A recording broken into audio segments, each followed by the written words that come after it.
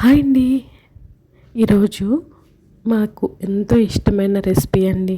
ఎప్పుడు కూడా బోరు కొట్టని రెసిపీ అంటే ఇదేనండి. చాలా ఇష్టంగా తింటాము. అదేనండి కొబ్బరన్నం. మా ఇంట్లో అందరికీ ఇష్టం. సింపుల్గా టేస్టీగా ఎలా చేసుకోవాలో చూసేద్దామండి.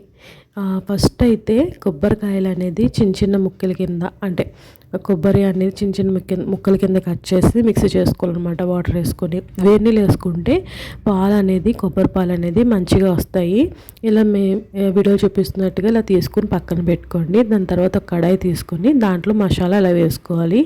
ఎక్కువ అవసరం లేదండి, కొంచెం చాలు. జస్ట్ స్పైసీ ఎక్కువ ఉంటే మళ్ళీ టేస్ట్ అనేది బాగోదు కాబట్టి ఇలా చేసుకోండి. దాని తర్వాత పచ్చిమిర్చి, కరివేపాకు వేసుకొని మంచిగా వేగిన తర్వాత ఉల్లిపాయలు, పొడిగా కట్ చేసుకున్న ఉల్లిపాయలు దీంట్లో వేసుకుని బ్రౌన్ కలర్ వచ్చిన తర్వాత వేపుకోవాలండి. దాని తర్వాత టమాటాలు కూడా సాఫ్ట్ వరకు వేపుకొని దాంట్లో కొంచెం కొత్తిమీర, అల్లం వెల్లుల్లి పేస్టు, పసుపు కూడా వేసి ఒక్క నిమిషం వేపుకున్న తర్వాత ఒక అరగంట నానబెట్టుకున్న రైస్, ఇక్కడ బాస్మతి రైస్ అవసరం లేదండి, నార్మల్ రైస్తోనే బాగుంటుంది. అది వేసుకుని నూనెలో జస్ట్ వేగనివ్వాలి. ఇలా వేగిన తర్వాత అంటే దాంట్లో వాటర్ అని పోయి నూనెలో కొంచెం వేగితే టేస్ట్ అనేది ఇంకా బాగుంటుంది కాబట్టి ఇలా చేస్తాను.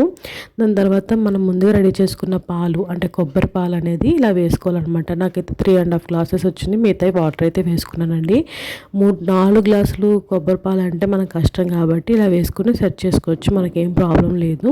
తర్వాత కొత్తిమీర, కొంచెం ఉప్పు వేసుకుని అడ్జస్ట్ చేసుకుని ఎంతవరకు సరిపోతుందో టేస్ట్ చూసుకొని ఒక 5 మినిట్స్ హై ఫ్లేమ్ మీద ఉడకనివ్వాలండి. దాని తర్వాత ఒక 10 మినిట్స్ స్లోగా ఉడకనివ్వండి.